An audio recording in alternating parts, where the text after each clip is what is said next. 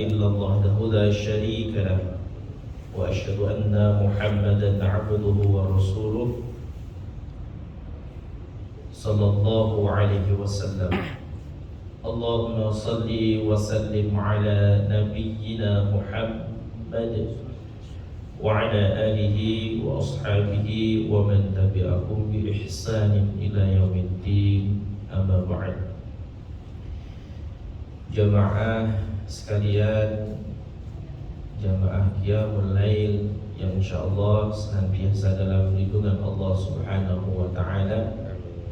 Kita haturkan rasa syukur yang sedalam-dalamnya dan yang setinggi-tingginya kepada Rabbul Alamin, Tuhan seluruh sekalian alam, Allah Subhanahu wa taala. Allah sudah memberikan kepada kita semuanya hidayah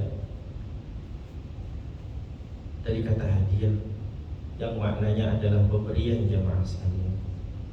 Masya Allah, Allah berikan kepada kita hidayah dinul Islam, agama Islam, dan insya Allah semoga kita pegang erat sesampainya kita nanti menghadap Allah untuk selama-lamanya jemaah.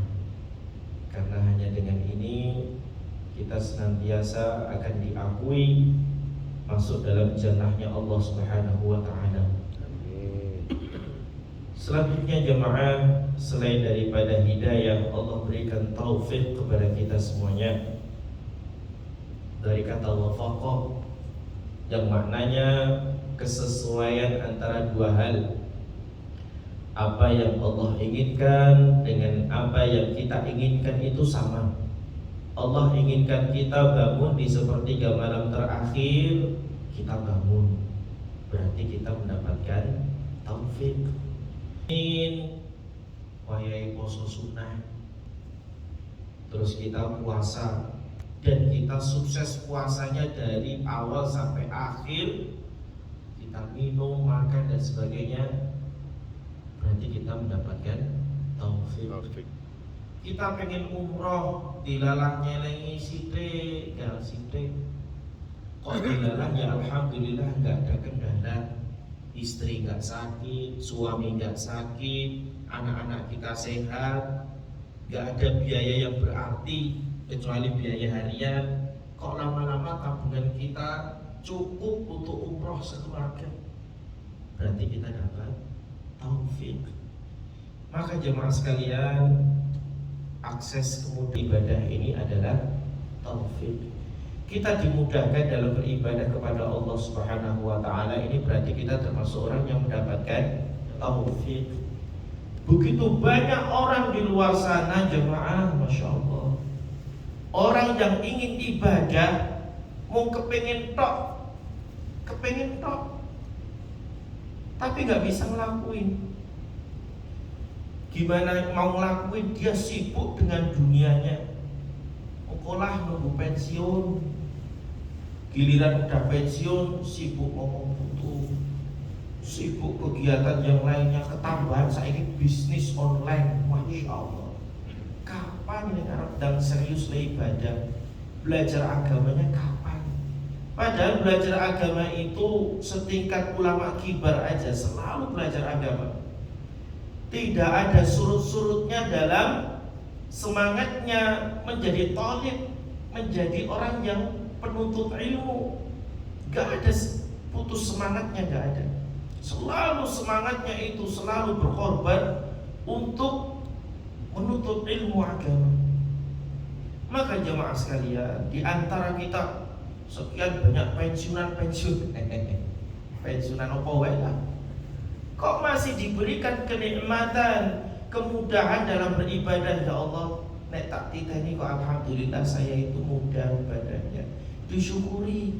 Nek terus yuk jangan riya, jangan sampai setengah loro alhamdulillah Allah membangunkan saya, nek ngomongin nek status, ampun, dikhawatirkan masuk dalam benih-benih bisikan syaitan. Syaitan itu sangat lembut jemaah sekalian. Ditambah lagi alhamdulillah kita sudah memasuki bulan Rajab. Kita memasuki bulan Rajab jemaah sekalian. Kita Rajabnya sekarang kurang lebih sekitar tanggal 21. Ya, 21 bulan Rajab. Yang dimana Allah Subhanahu wa taala berfirman, "Inna 'iddatasy syuhuri 'indallahi 12 syahran fi kitabillahi yawma khalaqas samawati wal ard minha arba'atun hurum." Sesungguhnya Allah dalam menciptakan langit dan bumi itu menentukan dalam satu tahunnya itu 12 bulan. Minha arba'atul hurum, di antara 12 bulan itu ada 4 bulan yang haram. Dzalikat dinul qayyim, inilah ketetapan agama Allah yang lurus. Fala tadhlimu fihinna anfusakum, maka janganlah engkau menganiaya di 4 bulan yang haram ini. Kenapa dikatakan bulan haram? Karena memang Allah haramkan kezaliman di bulan itu. Kenapa dinamakan Masjidil Haram, tidak Masjidil Halal? Ya karena memang Allah mengharamkan kezaliman di masjidnya Allah. Allah sucikan itu dari kezaliman. Makna dari haram. Makanya jamaah sekalian yang dicintai oleh Allah Subhanahu wa taala, kita ini sudah memasuki bulan mulia yang hendaknya kita itu sudah bersyukur kepada Allah Subhanahu wa taala. Berarti ini pertanda sebentar lagi kita akan mengalami bulan yang mulia, bulan suci lagi, yaitu bulan Ramadan. Para ulama salaf, orang-orang terdahulu, tidak hanya dimulai bulan Rajab untuk melatih dirinya masuk di bulan Ramadan, akan tetapi 5 bulan bahkan 6 bulan sebelum Ramadan mereka sudah mulai mencambuk diri mereka untuk bersemangat di bulan Ramadan. Karena sungguh rugi jamaah sekalian, ketika kita memasuki bulan Ramadan, selepas itu dosa-dosa kita tidak terampuni. Ini kata Nabi SAW, sungguh bangkrut dan rugi apabila mereka bertemu di bulan Ramadan, selepasnya dia tidak diampuni dosa-dosanya. Maka gak mungkin jamaah sekalian ujuk-ujuk masuk bulan Ramadan terus kita semangat berkobar-kobar, tarawihnya, puasanya, tilawahnya, sedekahnya dan lain sebagainya, amalan mahdhah maupun ghairu mahdhah, semuanya bersemangat. Paling mau bertahan sehari 2 hari, habis itu meledrek, delewer. Yes. Bisa dilihatlah di masjid-masjid kita, penuh sampai panitia masjid masang tenda. Ujuk-ujuk ya banyak kemajuan softnya. Mereka banyak tawaf di mal-mal dan sebagainya. Ini karena ketidaksiapan mental mereka. Ujuk-ujuk yuk tadi soleh atau solehah gitu di Ramadan, gak mungkin. Harus ada latihannya. Maka jemaah sekalian yang dicintai oleh Allah Subhanahu wa taala, itu latihan bagi kita dulu.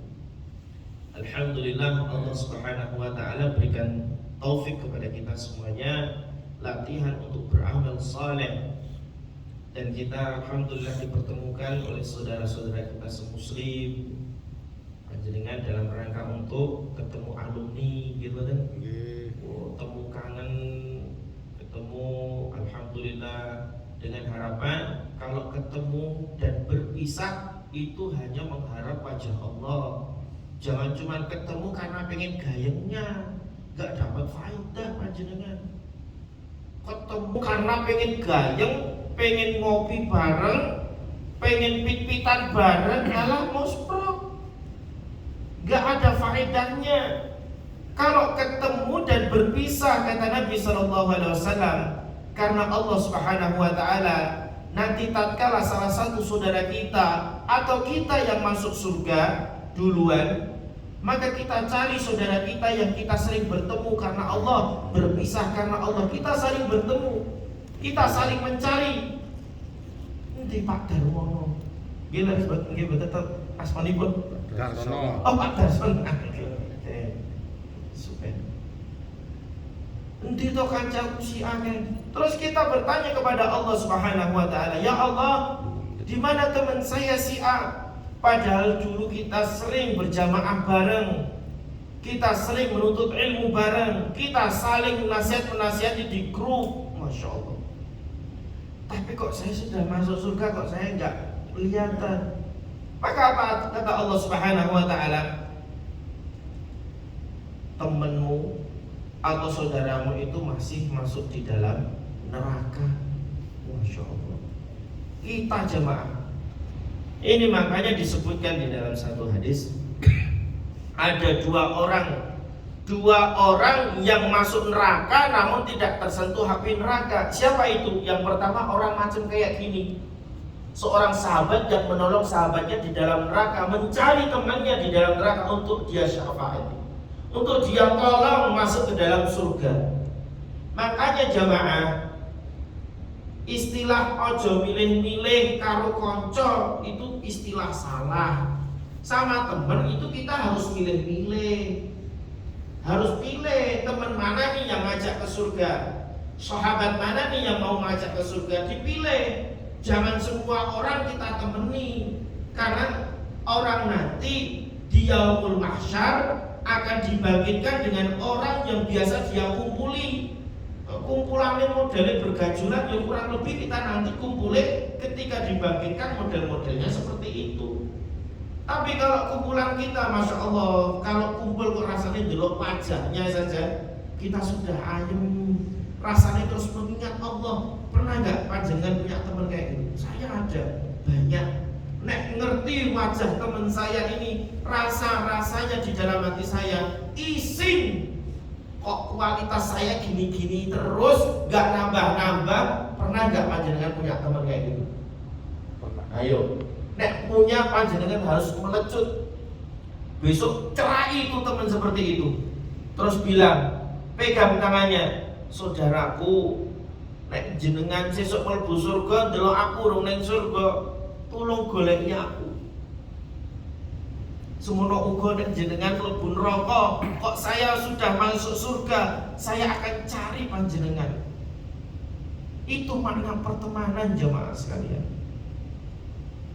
Panjenengan saya ceritakan satu hadis, yang hadis tersebut dilalah kok selama ini tak kira saya pandang amalannya itu biasa, sepele, jebul Masya Allah maknanya luar biasa. Nanti akan kami sebutkan hadis tersebut.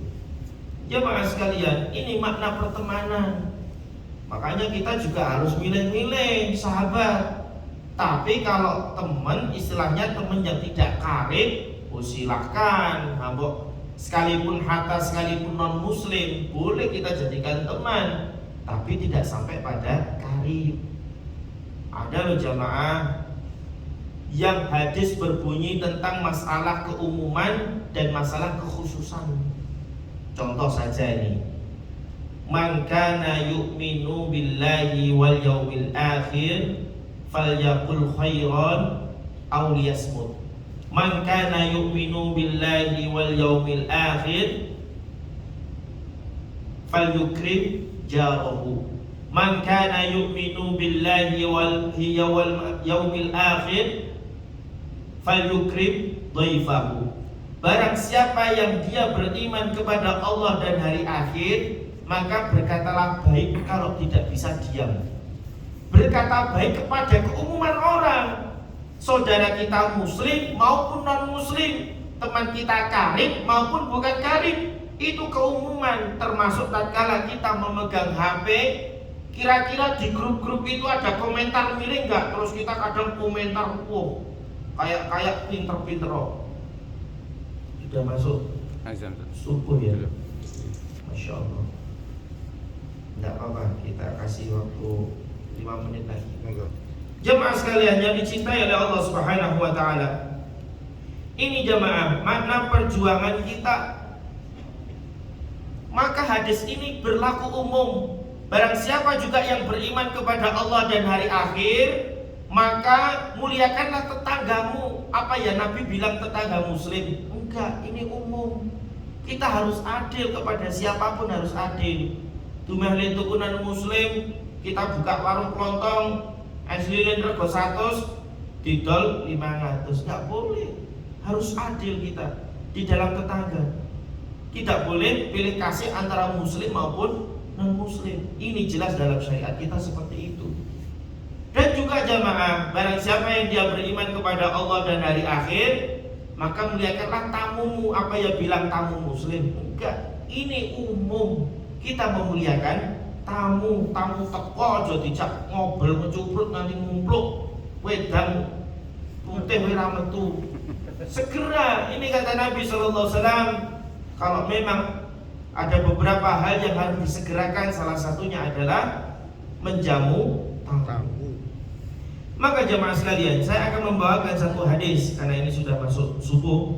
Membawakan satu hadis Nabi sallallahu alaihi wasallam, hadis yang mulia yang dibawakan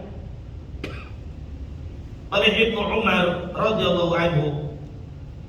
Ini hadis ini berlaku umum. Ini saya contohkan berlaku umum. Nanti saya kasih contoh berlaku khusus. Perhatikan jemaah, karena ada yang khusus ada.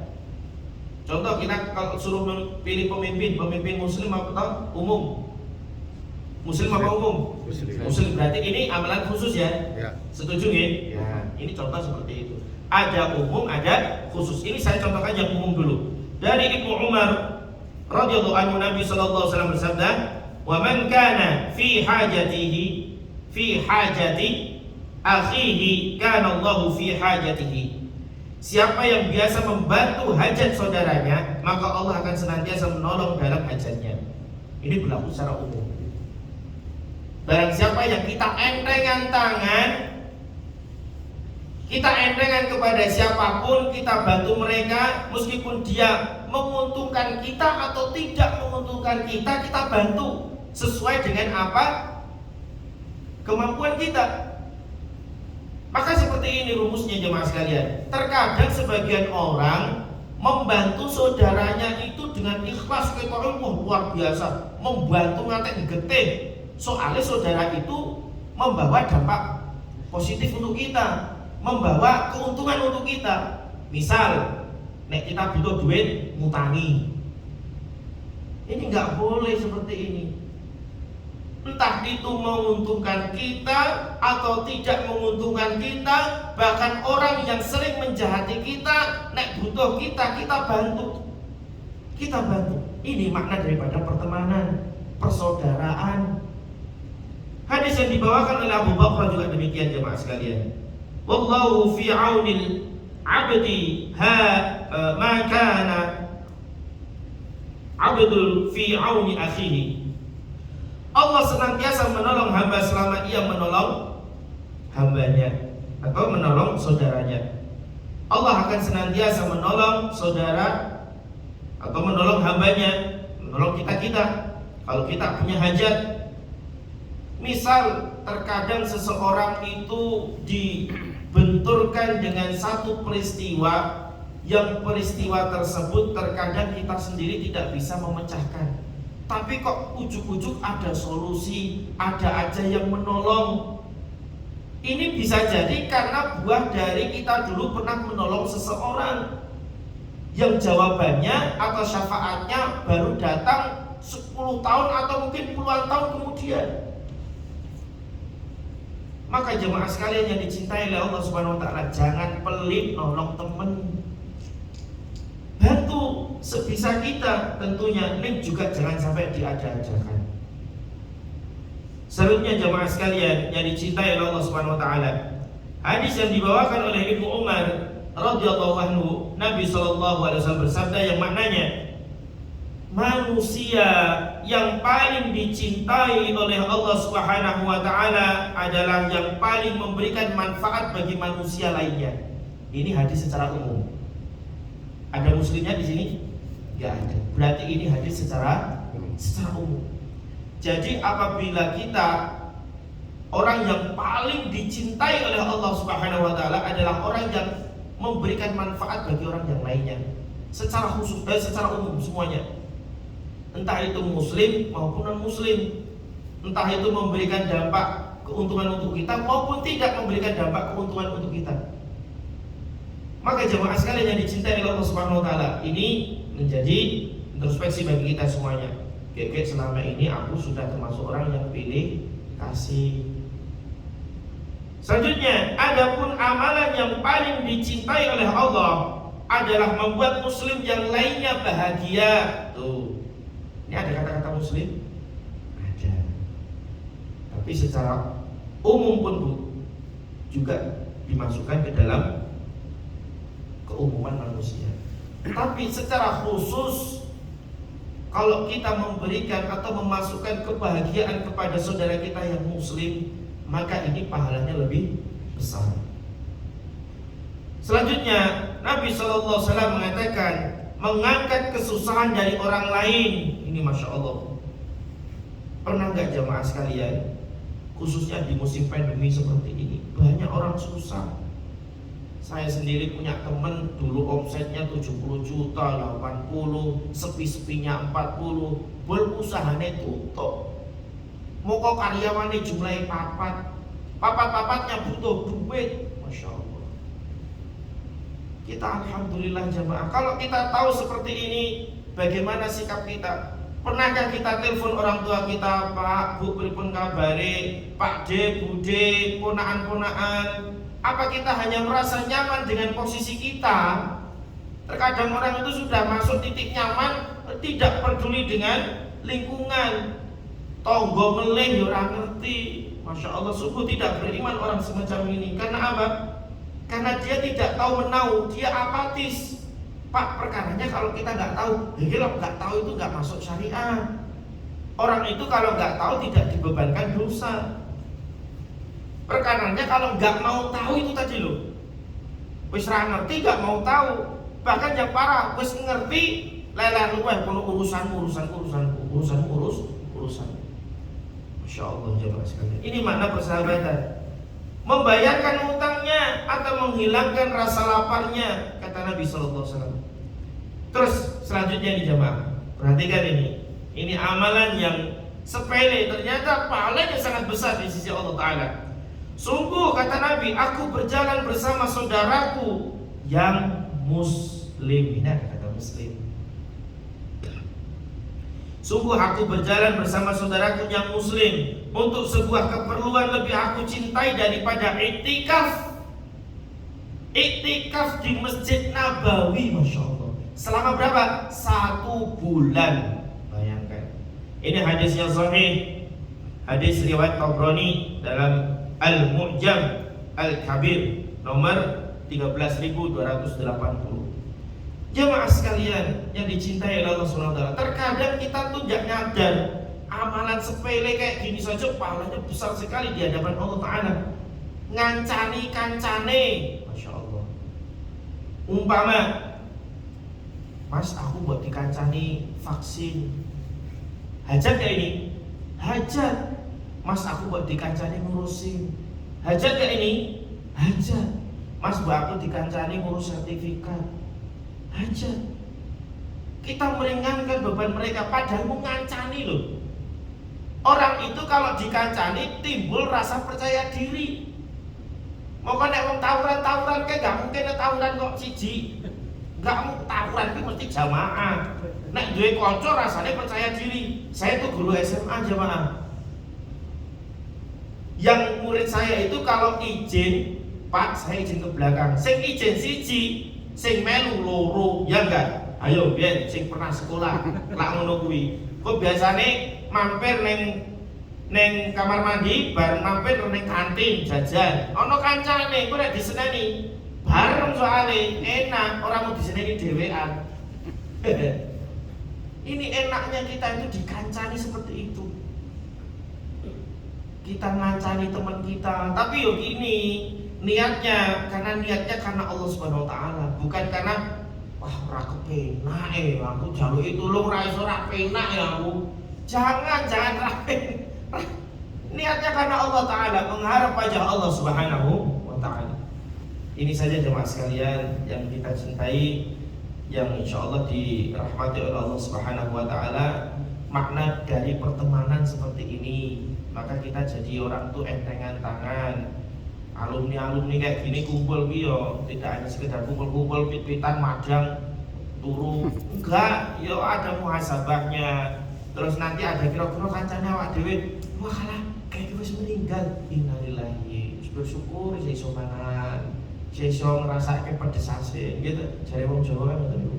Isih ngrasake pedes asin, bersyukur ya Allah. Jebul kancaku biyen semangat. Sehat kok ngono, kok wis mati. Masyaallah. Dia yakin bener. Kanca-kancane jenengan nek sing mati to. Lebih dari 100. Rasan jenengan kula mencik umure jek enom ngene wae kanca-kanca kula nggih mati kena corona nggih kathah kok. Estu niku tangga kula capret ya mati meninggal dunia. Masya Allah. Nek urusan meninggal besok kita bahas. Besok ya saniki ada riyen kula gak ada rencang ketua takmir niki sing ngajeng azan. Monggo Pak Mas Toro. Subhanakallahumma bihamdika asyhadu an la ilaha illa anta astaghfiruka wa atubu ilaik. Wassalamualaikum warahmatullahi wabarakatuh.